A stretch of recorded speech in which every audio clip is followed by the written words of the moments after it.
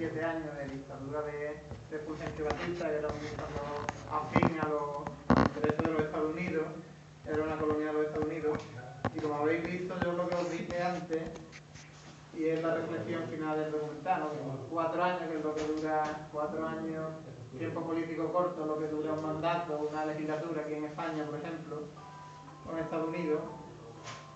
En Cuba se producen un montón de circunstancias, ¿no? Habéis visto los primeros, los tribunales de justicia contra los torturadores y asesinos de la dictadura, la rebaja de alquileres, subida de salario, precio de la medicina, la entrega de títulos de propiedad a los campesinos, los sabotajes de los contrarrevolucionarios, la creación del ejército popular, habéis visto que lo explicaba Camilo Cienfuegos en el documental, la muerte de Camilo, que era uno de los dirigentes más importantes de la revolución, las medidas económicas contra Cuba de los Estados Unidos, que fueron el preludio del bloqueo, los ataques y atentados como el del barco francés La Cubre, que causó cerca de 200 víctimas, la explosión, la nacionalización de empresas norteamericanas, el enfrentamiento en el seno de las Naciones Unidas, la guerrilla del Escambray, que son unas sierras que están en el centro de Cuba y donde él hacía bandas que tenían como objetivo pues sembrar el caos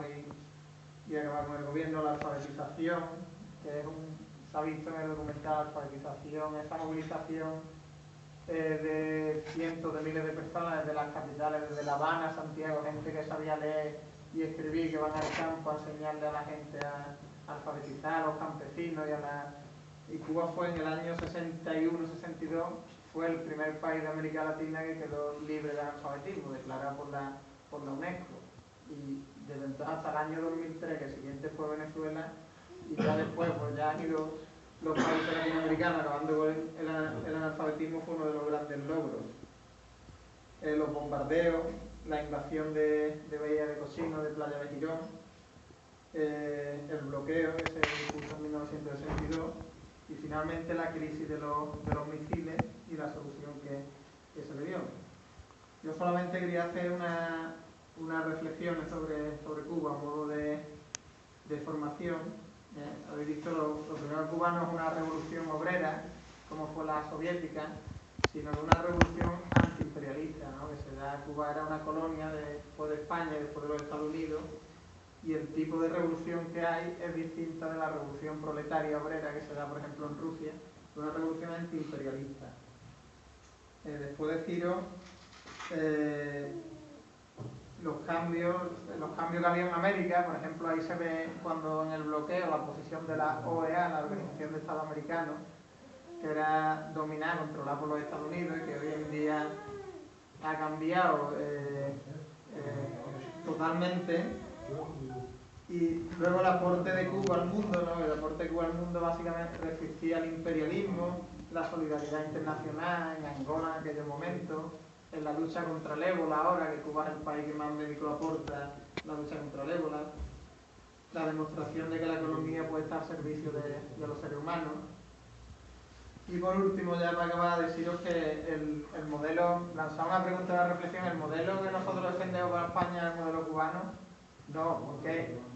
Y eso tiene mucha trampa, ¿no? Porque a nosotros siempre nos han acusado, han dicho, si ustedes gobernáis, esto va a ser Cuba.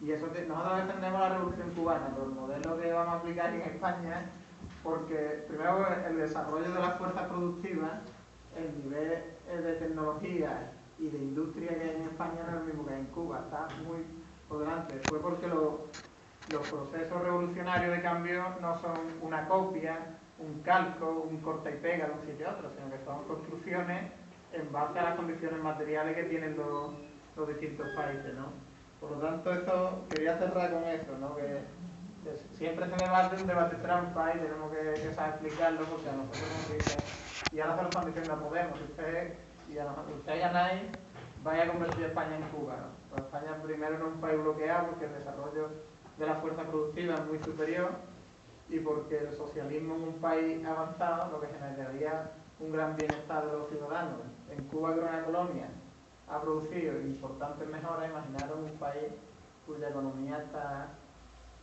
mucho más desarrollada, ¿no? Y ya si queréis alguno preguntar algo, hacer alguna reflexión. más.